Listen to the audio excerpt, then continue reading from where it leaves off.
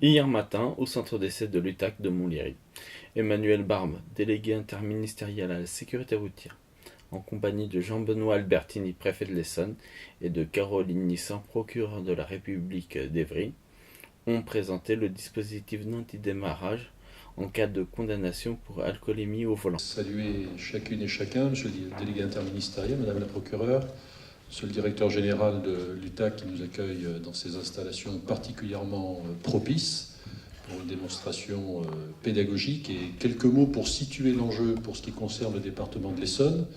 Nous rejoignons, monsieur le délégué interministériel, les départements qui s'engagent, à peu près la moitié, je crois, du territoire national aujourd'hui, dans ce dispositif que nous attendions, sur lequel nous avons travaillé avec l'autorité judiciaire sous le pilotage de madame le procureur, pour que cette mesure, qui est une mesure emblématique, qui est une mesure aussi technique, et on va en voir les dimensions dans quelques minutes, soit la plus efficace possible. Si j'insiste sur ce point, c'est qu'il y a une réalité qui s'impose à nous, qui s'impose encore aujourd'hui, depuis les premiers mois de 2019, puisque nous avons une présence de l'alcoolémie qui est très significative dans le bilan préoccupant qui reste celui de notre département, avec 13 tués depuis le début de l'année et une implication de l'alcool, notamment sur les deux roues.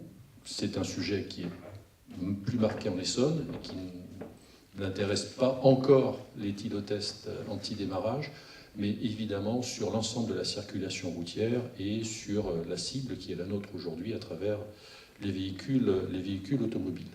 Nous avons pu relever par exemple que ce phénomène, je parlais de 2019, il est inscrit dans la durée sur les 5 dernières années, depuis 2014, 407 accidents corporels soulignent ou détectent, permettent de détecter la présence d'alcool, et sur ces 407 accidents mortels, 36 accidents corporels, 36 ont occasionné au moins une victime. Et dans ces 36 cas, ce sont des accidents corporels liés à l'alcool, donc les 36 victimes étaient évidemment également liées à l'alcool. Donc un bilan préoccupant dans la durée, dans notre actualité, qui rend d'autant plus opportune cette action que nous avons proposé aujourd'hui de mieux connaître, de cerner dans ce que nous pouvons en attendre, dans le premier retour d'expérience que nous pouvons aussi vous proposer de partager, et qui fait que nous sommes très attentifs à ces conditions de mise en œuvre.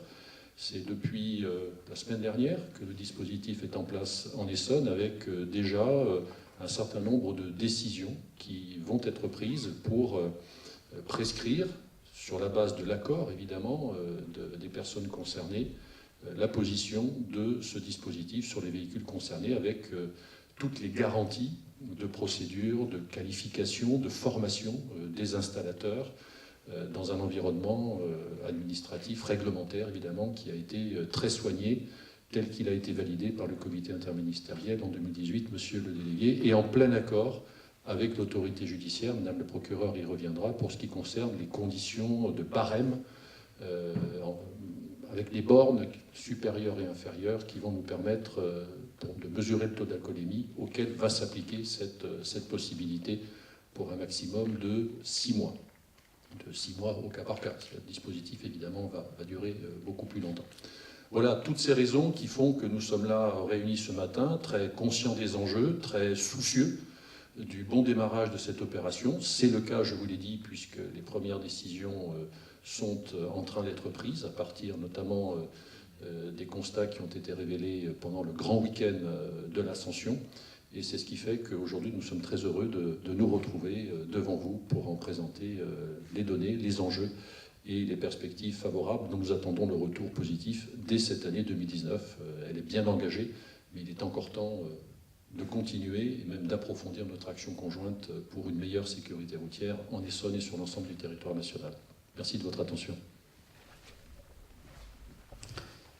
Monsieur le préfet, madame la procureure, mesdames et messieurs, je suis très heureux de l'initiative que vous avez prise de cette présentation ici à l'UTAC, qui est un partenaire de la sécurité routière tout à fait essentiel. Le AD, c'est quoi? C'est l'idée de dire qu'il faut qu'on puisse lutter contre la récidive de l'alcoolémie au volant et en même temps lutter contre l'alcoolémie au volant sans désocialiser les personnes par un retrait de permis qui est jusqu'ici ce qui se produit.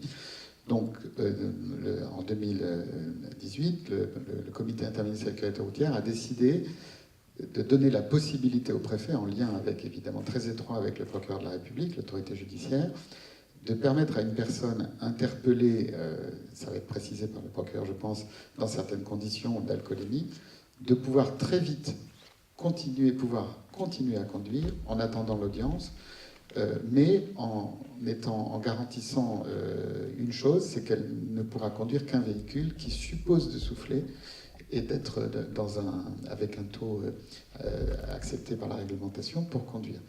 Donc c'est essentiel. Pourquoi? Parce que l'EAD ne débute pas maintenant. Ça a 10 ans dans notre législation, ça a débuté en 2009, et ça ne marchait pas parce que ça arrivait trop tard dans le processus, avec des personnes qui, ayant été interdites de conduire, ont perdu souvent leur emploi et se sont désocialisées. Donc la révolution, elle est là, c'est de permettre au procureur, je le répète en lien avec le procureur de la République, de prendre une mesure provisoire qui ensuite, on l'espère, et c'est pour ça qu'il est fondamental que la justice soit totalement impliquée dans ce dispositif, sera prolongée par les juges, puisqu'on sait au niveau international que c'est entre 12 et 18 mois que l'utilisation de l'EAD a un effet de lutte contre la récidive. J'ajoute qu'il y a un autre effet de pédagogie, puisque quand un adulte souffle pour démarrer devant ses enfants, il est bien obligé de leur expliquer pourquoi. Et donc il y a aussi un effet de pédagogie. Pour l'instant, donc la réglementation permet ceci depuis septembre l'an dernier. Nous avions fait le choix d'abord de faire une préfiguration dans 7 départements. Elle a abouti au prononcé d'environ 300 arrêtés et surtout beaucoup de pauses de AD. Pour la faire simple, en 3 mois, on en a posé plus qu'en 10 ans. Depuis que c'est étendu à tous les départements, il y en a à peu près la moitié qui s'y sont mis, parce qu'il y a toute une organisation à faire. Elle aboutit aujourd'hui en Essonne. On a à peu près 1000 arrêtés de préfets qui ont prononcé ces possibilités de conduire avec un EAD. Je ne peux pas vous dire avec précision combien ont été posés, ce n'est pas une information que nous avons. Mais en attendant, ça prouve que c'est un dispositif qui est en train de démarrer et dont le but est de ne pas désocialiser, de protéger la population de gens qui ont conduit en buvant, et surtout, et j'y viens, d'arriver petit à petit à faire baisser les prix. Parce que ce système est encore un peu cher, mais il est clair que si on vient à des pauses plus massives, les prix baisseront. Donc je me félicite véritablement qu'un grand département comme celui-ci, en région parisienne, ait pris cette initiative. Je vous en remercie du fond du cœur, parce que je crois beaucoup dans ce dispositif, tout simplement parce que c'est pas une conviction personnelle, c'est que partout à l'étranger où il a été développé massivement, il a donné de très bons résultats en termes de lutte contre la récidive, qui est un problème très fort. Voilà ce que je voulais dire, et je vous passe tout de suite la parole, Madame la procureure.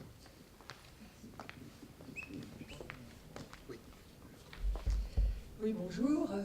Je souhaitais peut-être resituer la présence de ce dispositif anti-démarrage dans la politique pénale du parquet d'Évry. D'abord, je voudrais rappeler que le contentieux routier représente en Essonne 51% des condamnations délictuelles, ce qui est vraiment un contentieux de masse et qui est supérieur au pourcentage qui existe dans les autres grands tribunaux de la région parisienne. Donc en Essonne, on est particulièrement concerné par la délinquance routière et notamment par l'alcool, puisque sur ces 51% de poursuites délictuelles, on en a 27% qui concernent les conduites sous l'empire d'un état alcoolique. Donc, il faut vraiment lutter contre ce phénomène. Et lutter contre ce phénomène, ça a impliqué de la part du parquet de Strasbourg une évolution dans la politique pénale qui a été menée. Il y a quelques années, pour les taux les plus bas, on mettait en place des alternatives aux poursuites, donc des stages de sensibilisation. Lorsque les personnes faisaient leur stage, eh bien, on considérait qu'elles avaient satisfait aux obligations qui leur avaient été infligées et on classait sans suite, on n'exerçait pas de poursuite. Aujourd'hui, quel que soit le taux, on est en matière délictuelle, quel que soit le taux, on exerce des poursuites, notamment en matière par le biais d'ordonnances pénales.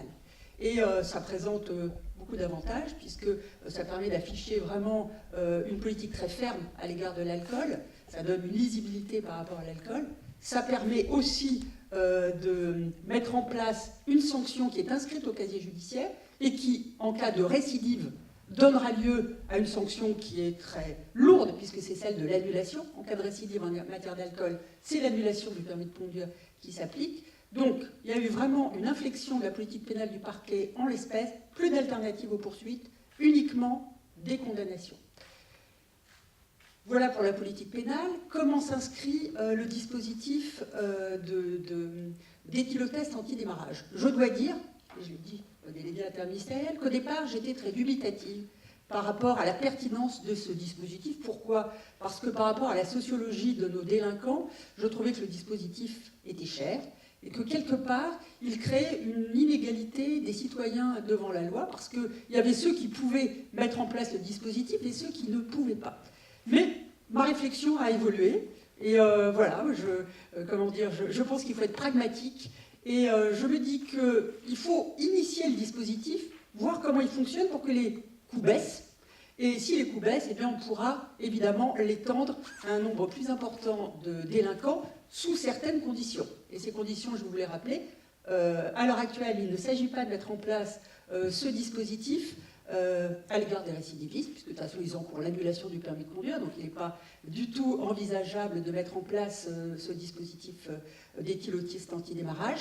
Il ne s'applique pas aux jeunes conducteurs, et bien évidemment, il s'applique sur un barème restreint de taux d'alcool relevé, c'est-à-dire 0,8 g d'alcool dans le sang et 1,8 g d'alcool dans le sang. Pour des taux plus importants, le dispositif n'est pas appliqué, et pour le dispositif inférieur, on est sur du contraventionnel, donc on est sur d'autres modalités de réponse pénale. Donc voilà, aujourd'hui, en toute coordination avec les autorités préfectorales et dans le cadre d'échanges qui ont pu être établis avec les services préfectoraux, nous avons harmonisé nos positions en ce qui concerne les sanctions susceptibles d'être prononcées à titre provisoire par les services préfectoraux et à titre définitif par l'autorité judiciaire. Et on attend de voir comment cette expérimentation va se mener, et le retour d'expérience qui va nous permettre de savoir s'il y a une efficacité au dispositif. Je reviens à ce que vous avez dit, monsieur le délégué, sur la pertinence du dispositif. Non seulement on espère que les coûts vont baisser, mais par rapport à certains conducteurs qui perdent leur travail s'ils n'ont plus leur permis de conduire, il s'agit de présenter un dispositif alternatif qui, on l'espère, va permettre d'éviter la récidive.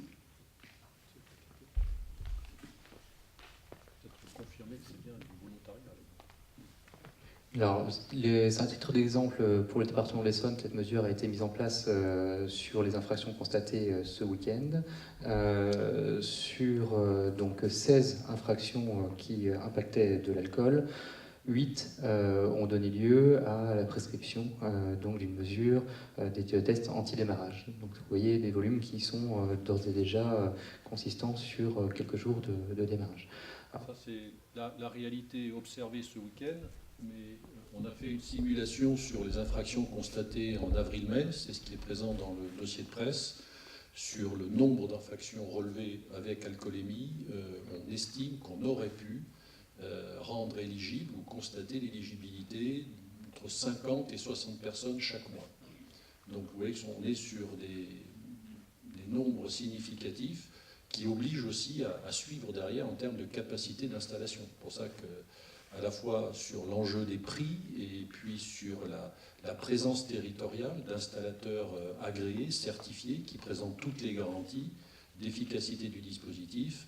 Il y a une montée en régime. Nous entrons dans le dispositif, mais évidemment, sa maturité, son enracinement, son développement sont encore un sujet qui doit progresser au cours des prochains mois, notamment sur un département comme l'Essonne, où l'enjeu, on l'a rappelé, est important. Voilà. C'est, je crois, monsieur le délégué interministériel, le premier département d'Île-de-France à lancer le dispositif, donc on s'en réjouit évidemment pour la sécurité routière. Alors oui, on l'a dit tout à l'heure, mais peut-être que ça n'était pas assez souligné, parce que j'ai moi-même parlé de prescription. C'est bien une proposition qui est faite. C'est une alternative, c'est une proposition. Ce n'est pas une mesure qui est imposée si le conducteur ne souhaite pas y avoir recours. À ce moment-là, c'est la sanction normale qui s'applique dans le cadre délictuel, c'est celui de la suspension. Donc ça reste un choix qui est offert entre guillemets.